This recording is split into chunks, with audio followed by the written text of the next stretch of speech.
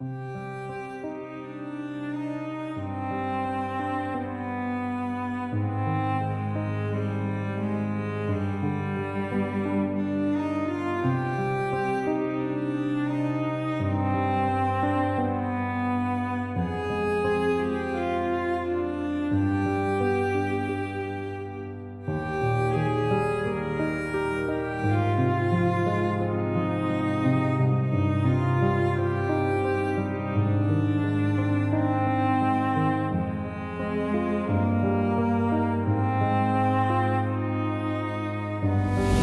Police ठाण्यात असताना एक अशी माहिती मिळाली की इसम नामे शांताराम दुर्योधन चव्हाण यांनी स्वतःच्या मुलीला मारून गळ्यावरून त्याने ते लाकड कापायचा तो कटर फिरवून तिला राहत्या घरातच जाळून मारले अशी माहिती प्राप्त झाली आणि सदर माहितीची खातरजमा करायसाठी आम्ही स्टाफसह सदर ठिकाणी जाऊन पाहणी केली असता सदर ठिकाणी सदर मुलीचा त्या ठिकाणी अर्धवट जाळलेला मृतदेह त्या ठिकाणी मिळून आला.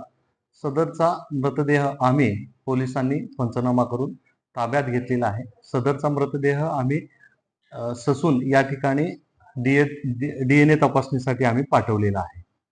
सदर प्रकरणी यातील जो वडील आहे शांताराम दुर्योधन चव्हाण 33 वर्षे आणि त्यांची जी आता त्यांच्यासोबत एक एक त्याची लेडीज चिंगू शिंदबाद भोसले या दोघांना आपण ह्या सदर प्रकरणी अटक केलेला आहे.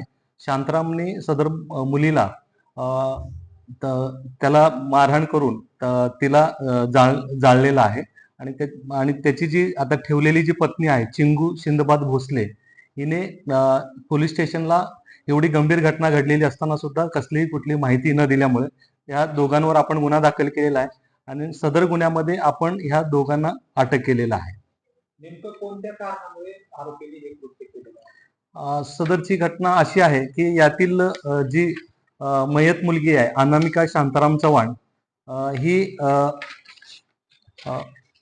सध्या त्याच्या शांताराम दुर्योधन चव्हाण ह्याच्याकडे राहिला आहे. ह्याची जी आहे आई निकिता शांताराम चव्हाण ही सध्या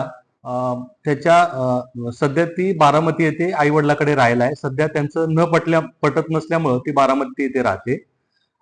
अनामिका आणि दुसरा जो मुलगा आहे संस्कार हे अनामिका ही 3रीला आहे, संस्कार हा 4थीला आहे. त्यांचं काही दिवसापूर्वी रिझल्ट लागला होता आणि अनामिका ह्या 2 नंबर क्रमांकाने पास झाली होती, संस्कार 1 नंबरने पास झाला होता.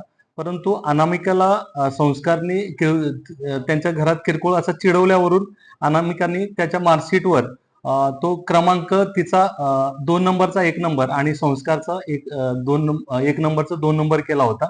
त्याच्यात ते मुलांचा किरकोळ वाद झाला होता आणि त्याच्यावरून त्याच्या वडिलांनी तो राग मनात धरून मुलीला दिनांक 3/5/2026 रोजी दुपारी सुमारे 2:15 वाजण्याच्या दरम्यान तिला कटर लाकूड कापायच्या कटर सारख्या ह्याच्याने त्याच्या गळ्यावर फिरवून तिला मारून नंतर तिला जाळून ठार मारलेले आहे.